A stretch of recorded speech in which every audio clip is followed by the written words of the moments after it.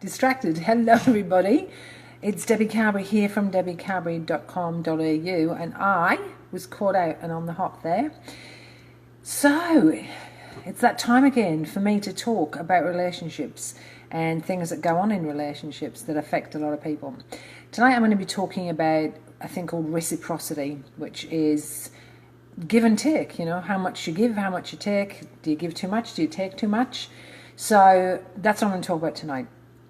I guess when it comes to the things that people tell me about relationships, so when couples come to my clinic and they want to talk about what's going on for them, there's generally an imbalance. I see an imbalance in the stuff that needs to be done. So oftentimes I will hear women who kind of say, well, you know, I work and I take care of the kids and I clean the house and I help my parents and his parents, and on and on and on the list goes.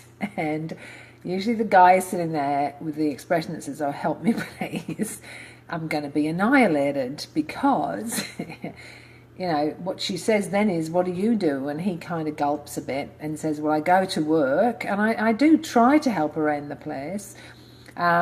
So oftentimes when it comes to relationships, there's this battle that can go on around the quantity of stuff that needs to be done and who it's designated to and how it actually happens to get done or not.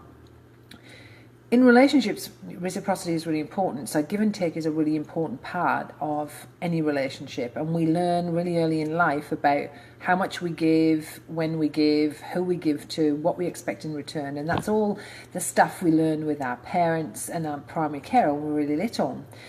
So if you had a mum, for example, who, you know, did everything, and I mean every single little thing, then there's a fair chance that if you're a woman and you have a mum like that, there's a really fair chance that you're going to do an awful lot around the place.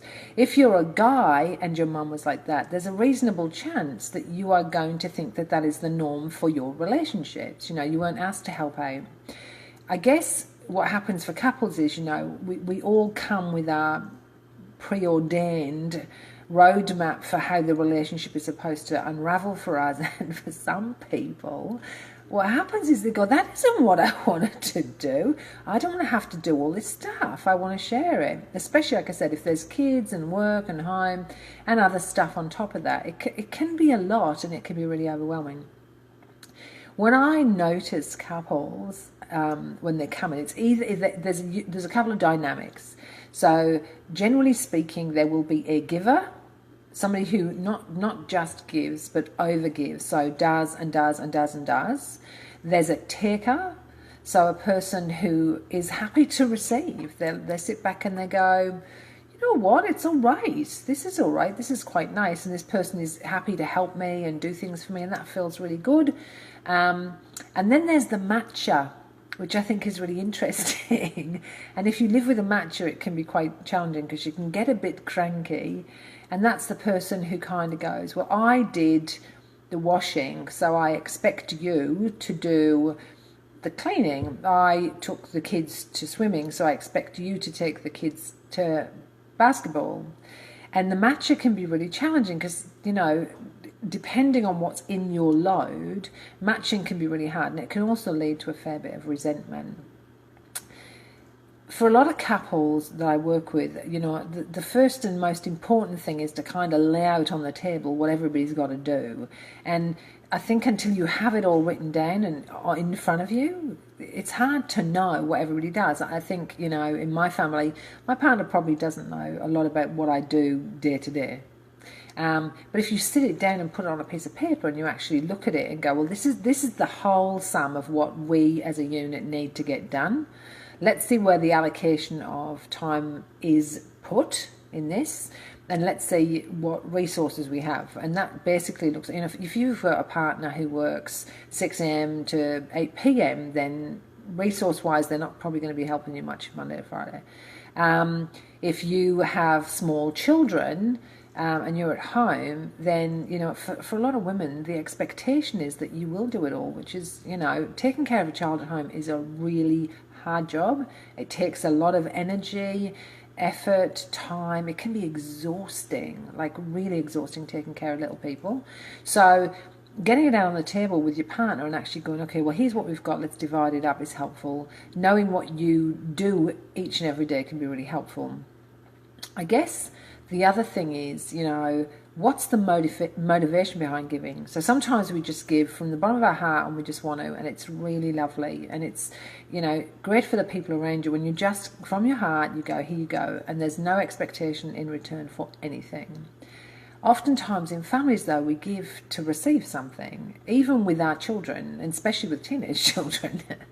But we give and we have an expectation that something's coming back. If I cook you a meal, if I've got 4 teenagers, if I cook a meal, there's an expectation my kids will do the dishes. It's kind of like, well, I cooked you guys a meal after I've worked, so I'd like you to wash the dishes for me.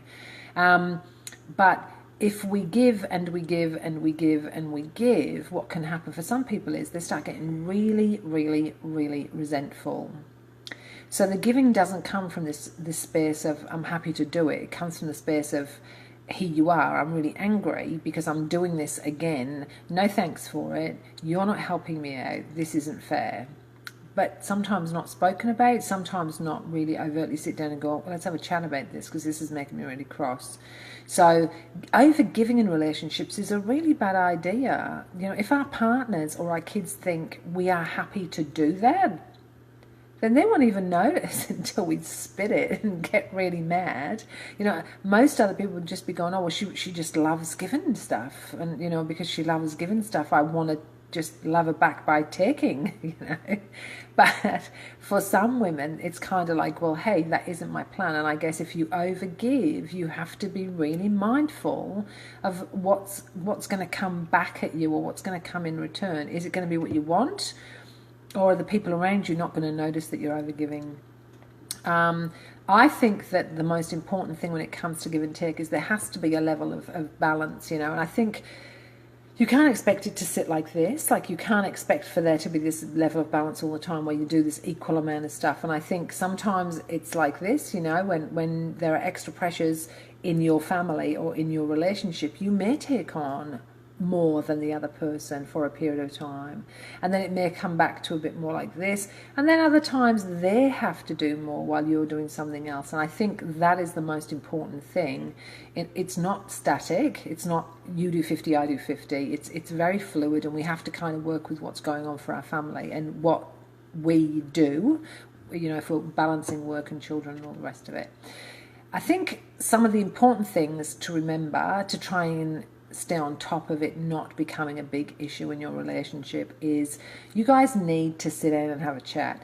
I have this saying, which is don't put pebbles in your pocket.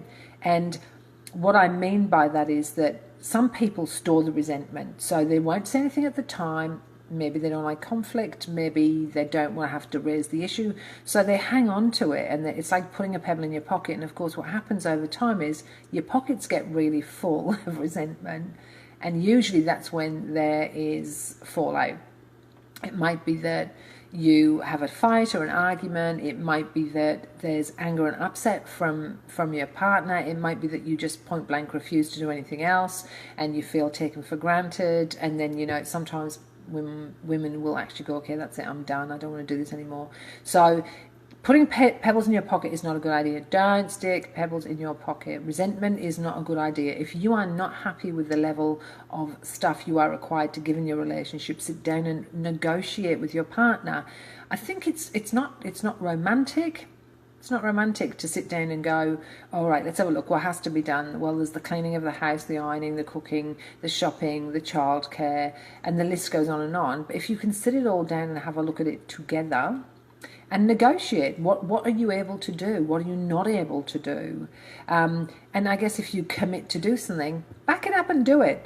And the thing for many women is partners will say, yep, I'll do that, I'll do that, I'll do that. And they mean it when they're saying it often, but, they still step over the dirty laundry and they do forget to add the toilet rolls to the bathroom and the towels do stay on the floor.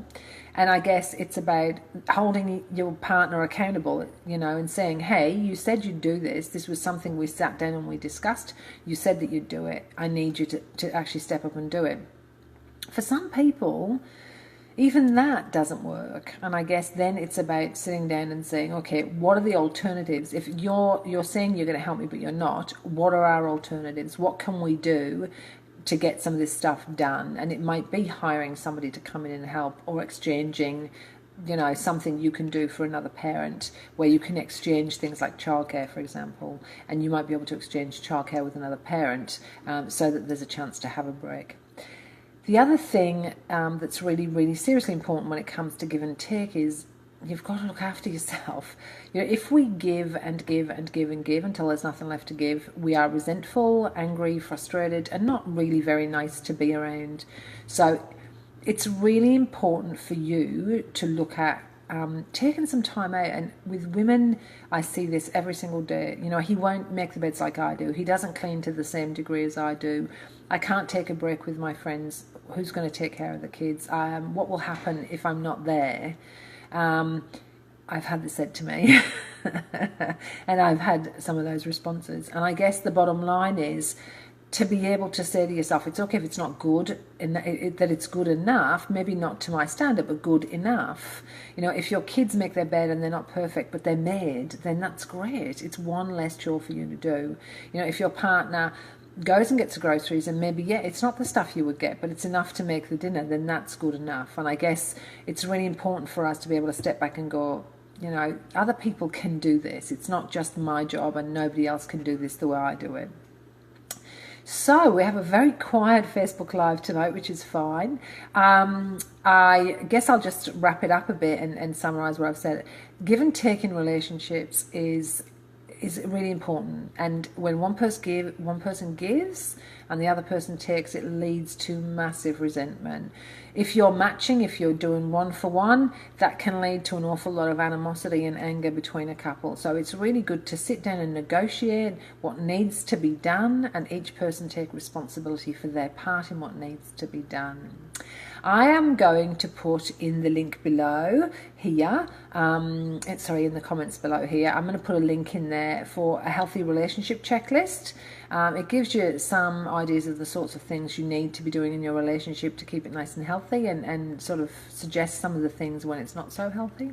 And of course, I will also pop down there the place that you can click on if you'd like to work with me. I work with couples and families. I have a private practice in Brisbane, Australia, and I have a variety of ways of working with people in the online space. So if you would like to find out more about that, I will put the link in below.